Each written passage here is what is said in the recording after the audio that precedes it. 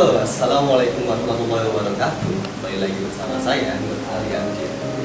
Kali ini saya ditemani sama beliau ini. Beliau adalah seorang ketua dari organisasi Forum Komunikasi Kecamatan Sehat tingkat wilayah Kecamatan Cimanggis dengan Bapak Edi Rohandi. Selamat siang, Pak. Siang. Ya, apa kabar hari ini, Pak? Baik, sehat, alhamdulillah. Alhamdulillah. Gini, kita akan ngobrol-ngobrol santai, boleh nggak, Pak? Oh iya. Saya mau ada beberapa pertanyaan buat Bapak nih. Iya.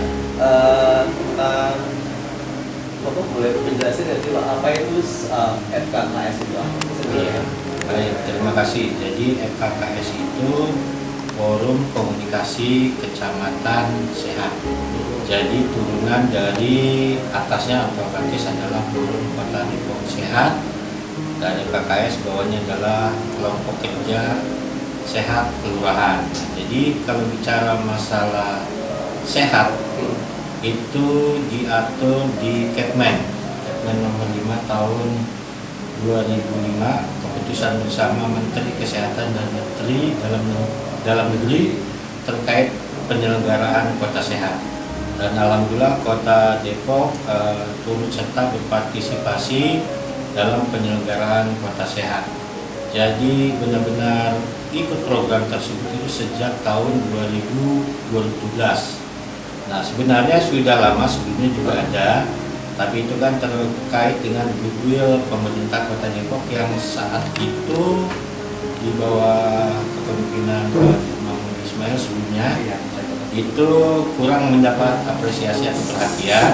Tapi memang sebenarnya sudah ada itu Forum Kota Depok Sehat, cuma pemerintah Kota Depok itu konsentrasi kepada RW Siaga. Ternyata RW Siaga ini kurang pas saat itu, akhirnya sesuai dengan Kepmen tersebut di bawah pemerintahan Pak Muhammad Idris, ya kan, itu dicanangkan kegiatan kota sehat dari tahun 2013. Nah, pembinaan berkelanjutan dan sampai alhamdulillah Kota Depok itu mencapai capaian tertinggi dalam pembinaan kota sehat, bukan lomba, tapi pembinaan kota sehat tingkat nasional. Itu ada tahapannya. Yang pertama adalah pembinaan 2 tatanan. Jadi semuanya itu ada 9 tatanan kota sehat. Nah, yang mungkin dilaksanakan di Kota Depok itu hanya 7 tatanan, ya kan. Pertama, yang 2 tatanan itu tidak mungkin adalah pertambangan sehat dan hutan sehat. Kita nggak punya pertambangan dan hutan, nggak ada. Jadi kita ngikutin 7. Nah, di situ kita melakukan dibina dari FKDS, dari provinsi dan juga dari nasional, dari 2 tatanan wajib itu mendapat apresiasi itu pada Pak, penghargaannya namanya pada Pak. Nah, terus setelah itu 4 tatanan kota sehat itu diwerda dan sampai puncaknya itu tahun 2019 pertama kali itu Kota Depok dapat Wistara. Itu tatanan tertinggi penyelenggaraan kota sehat. Itu yang diatur oleh Kepmen. Nah, itu semuanya berproses ya. Pak Nur Mahmudi juga termasuk ada andil. Nah, tapi capaian tertinggi itu tahun 2019 kita mencapai itu. Nah, terkait dengan penyelenggaraan kota sehat memang ada beberapa kriteria dan persyaratan. Untuk memang yang paling utama adalah sinergitas antara pemerintah dari tingkat atas Kota Depok, kecamatan dan kelurahan dengan stakeholder yang terkait dengan bidang kesehatan, dari mulai Bapeda, Dinas Kesehatan sesuai dengan tatanan-tatanannya. Dia ada 7 tatanan kota sehat. Itu pertama itu kehidupan masyarakat sehat mandiri. Yang kedua itu pemukiman sarana dan prasarana umum yang sehat, ketahanan pangan dan gizi. Nah, ini inovatif kita pada saat zaman Pak Nur Mahmudi. Itu ada kegiatan namanya One Day No Rice. Nah, itu dapat apresiasi tuh. One Day No Rice. Itu jadi 1 hari nggak makan nasi. Waktu itu di hari Selasa. Nah, dicanangkan oleh Kota Depok. Itu inovatif. Setelah itu kehidupan sosial yang sehat. Terus sarana prasarana lalu lintas yang sehat, pariwisata sehat, kehidupan masyarakat sosial yang sehat. Ada 7. Belum ditambah dengan indikator-indikator yang kurang lebih 158 kegiatan yang ada dalam penyelenggaraan kota sehat. Indikatornya ada, itu di tatanan. Jadi kehidupan masyarakat sehat mandiri itu ada kurang lebih 23 tatanan atau 25 itu. Iya. Kalau ini kita bicara semua laksanakan ini, insya Allah sebenarnya kita harus sehat. Iya, itu kan secara internal ya. Iya. Banget ya, Pak. Hmm. Terus kalau fungsi pokoknya itu apa sih, Pak? Tugas dari program FKKS itu? Nah, Pokok. jadi tugas pokok adalah sebenarnya ini kan pemerintah punya program melihat pertama adalah peran serta masyarakat menciptakan kota sehat. Ini kan salah satu program unggulan Pak Muhammad Idris. Ada dari 3 ya kan. Program pertama adalah ketahanan keluarga, terus bebas sampah dan ini kota sehat unggulan itu Smart Healthy City. Nah, Smart Healthy City di Smart, J Healthy, kebersihan, sehat. Nah, itu ada 3 tuh urutannya sih, Smart Healthy City, terus ketahanan keluarga dan Firwasto gitu. Nah, jadi adanya peran serta masyarakat untuk menciptakan kondisi sehat, adanya peningkatan derajat kesehatan masyarakat, adanya pemberdayaan masyarakat di bidang kesehatan, adanya penyadaran tentang arti penting dari kesehatan. Sebenarnya kalau ini bisa kita laksanakan, masyarakat ini patuh kepada hal ini, COVID itu bisa bebas di Kota Depok. Harusnya. Dan tapi memang kondisi masyarakat memang kan harus terus diajak, diingatkan. Nah itu. Dan pemerintah Kota Depok itu sudah melakukan langkah-langkah itu melalui sosialisasi, terus kegiatan yang terkait dengan pentingnya dari sehat itu dalam peran masyarakat saja itu serta membantu pemerintah ya dalam sama. Jadi membangun sinergi. Jadi saling pemerintah memberi fasilitasi, pemerintah mengajak, dan kita peran serta masyarakat untuk sadar di masyarakat. Iya, ada keterlibatan masyarakat. Saya lihat atas cerita Bapak ternyata banyak sekali ya tugas fungsi dari FKKS ini kan.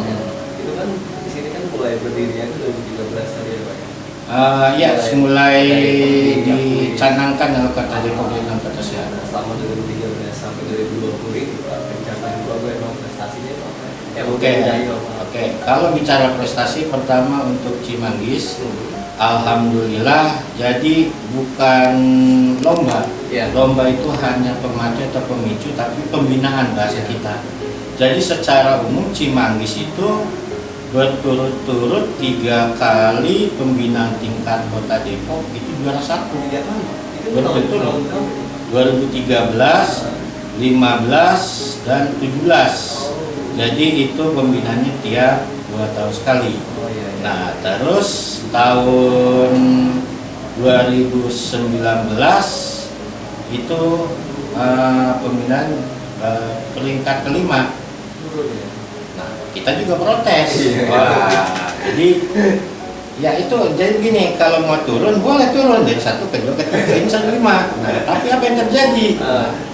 Kita masih ujian aja begitu. Iya.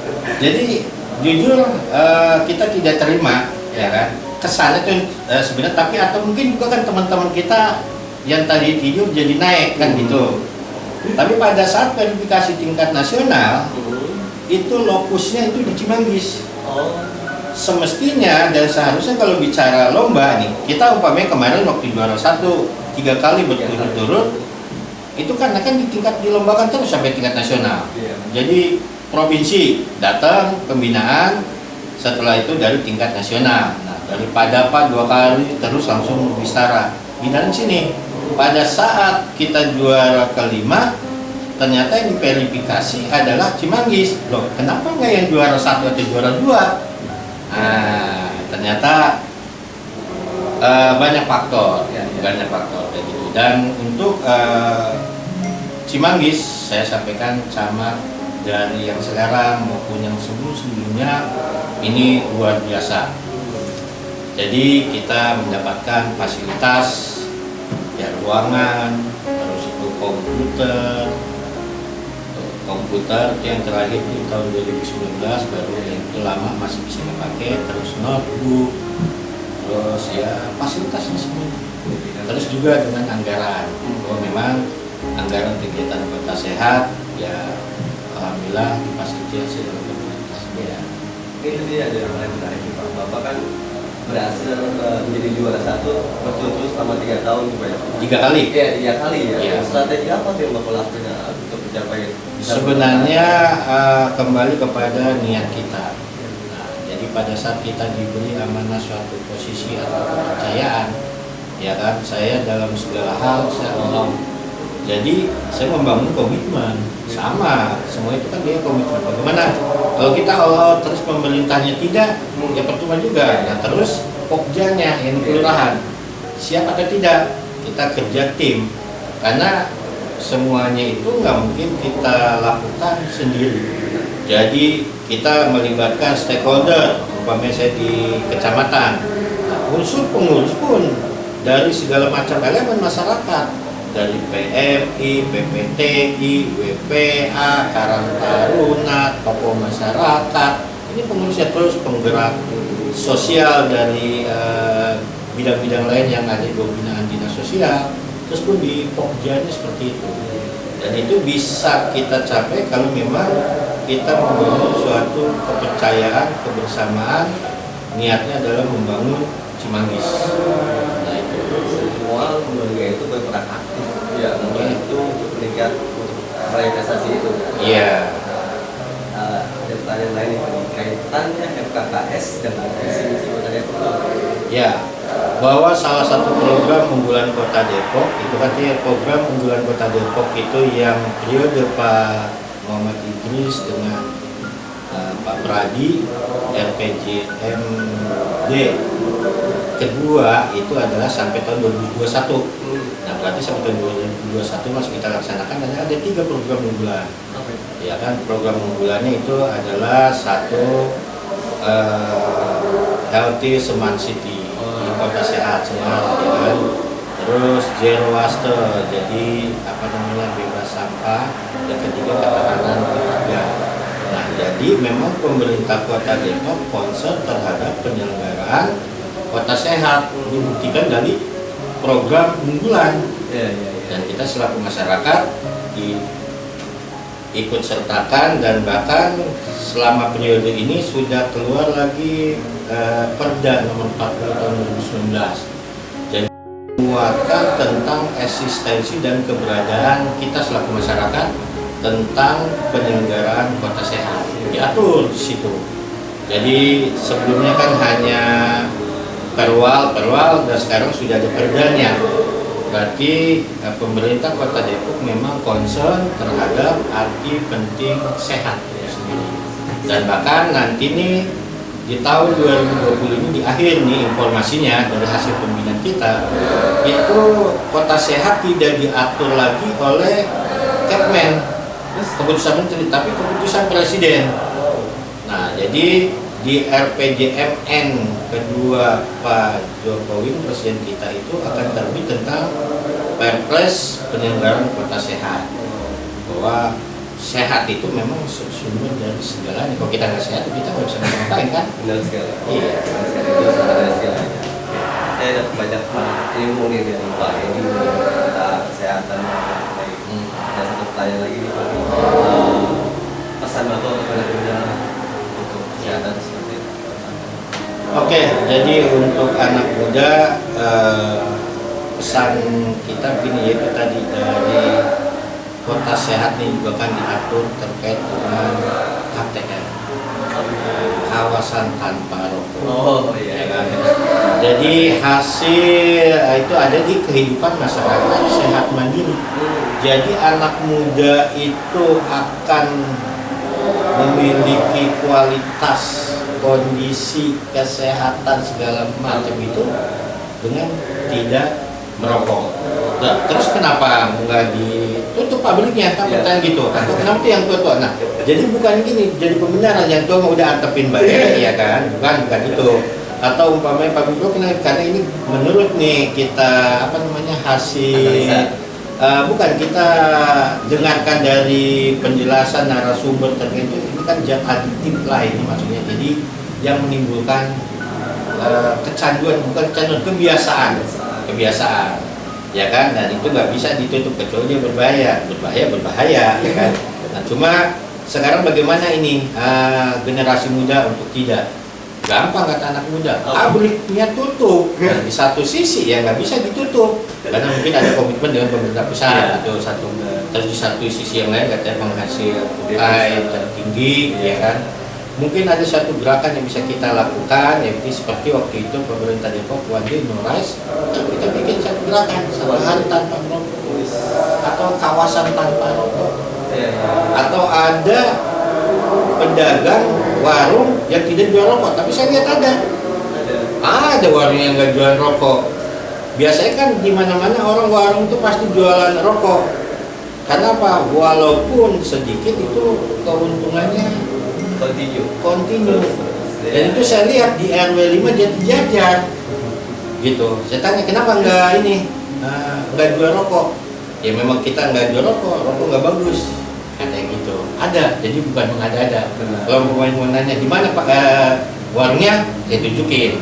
Ada. Nah itu kalau bisa kita lakukan, bahkan secara masif ini bisa, kayak gitu.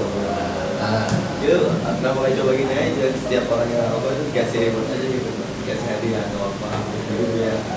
Orang juga ada bandingannya gitu. Bisa gitu nggak sih? Nggak bisa kan kalau bicara reward itu kembali kepada siapa yang menikmati dan memanfaatkan. Jadi kalau kita kembali, kenapa yang tua nggak bisa? Dia bukan udah kadung, bukan udah terlanjur, bukan, ya kan? Ya semestinya kan biasanya setelah dia sakit itu baru dia berhenti ngerokok. Nah itu permasalahan di Indonesia. Oke. Harga tinggi juga tetap aja. Oke, baik, terima kasih atas waktunya Pak Edi telah bercerita banyak tentang FKKS, program kerja dan lain-lain. Oke guys, sampai ketemu di video selanjutnya. Dah.